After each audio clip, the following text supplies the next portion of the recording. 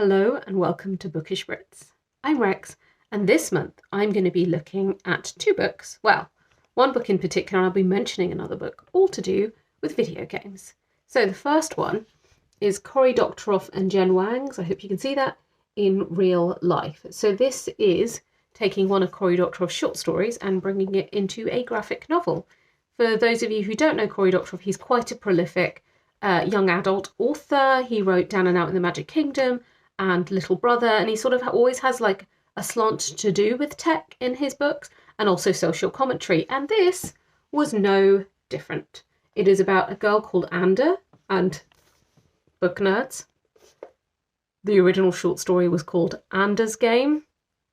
I know, you saw what he did there, didn't you? Yeah, I liked it too. And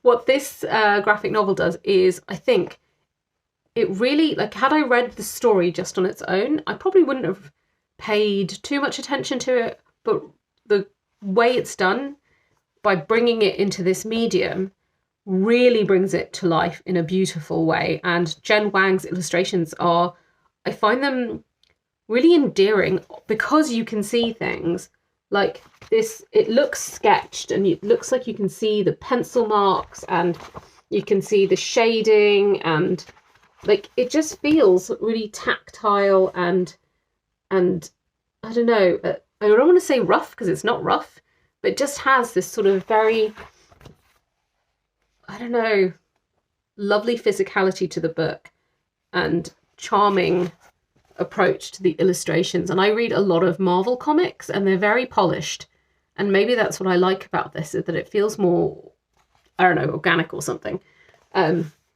Insert some sort of awful bougie term at your leisure. But I found that illustration style matched the story really well. It is about a girl called Anda who creates an online persona and joins a massive open online game in a guild because someone's come to speak to her at her school and encourage women to go into this guild and play together. And she makes friends, and initially you think it's about how she's going to find herself and use games to connect and build community like so many people do, and it's really understood that aspect very well.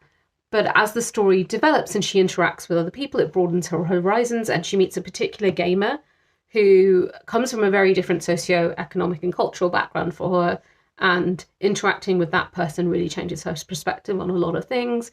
And that's the crux of what the story is about. And I found it cute and endearing. That's, you know, it's an easy read. I read it in an hour in one go. I'd happily read it again and lend it to anyone who's interested because I did enjoy it.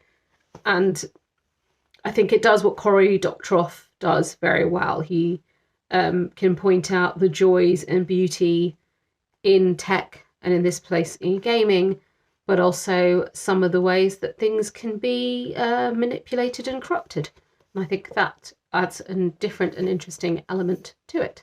So in real life, very enjoyable. And I hope you're warm and cozy and are ready for my, well, I'm not going to review this because I haven't read it yet. So my friend over at Yestazine lent me this, which is Not All Fairy Tales Have Happy Endings. And it's about the rise and fall of a company called Sierra Online. It's written by one of the founders. It's non-fiction, so it's probably going to take me about 2 years before I review it and tell you what I thought of it. But if you are a gamer and you are watching this channel, here are two books. One is fiction, one is non-fiction, about gaming that you may be interested in. I'll put the titles in the description below. I hope you've been warm and cozy in this deep, deep snowy winter with me, and I will see you next month and hope that spring has arrived. So take care. Bye.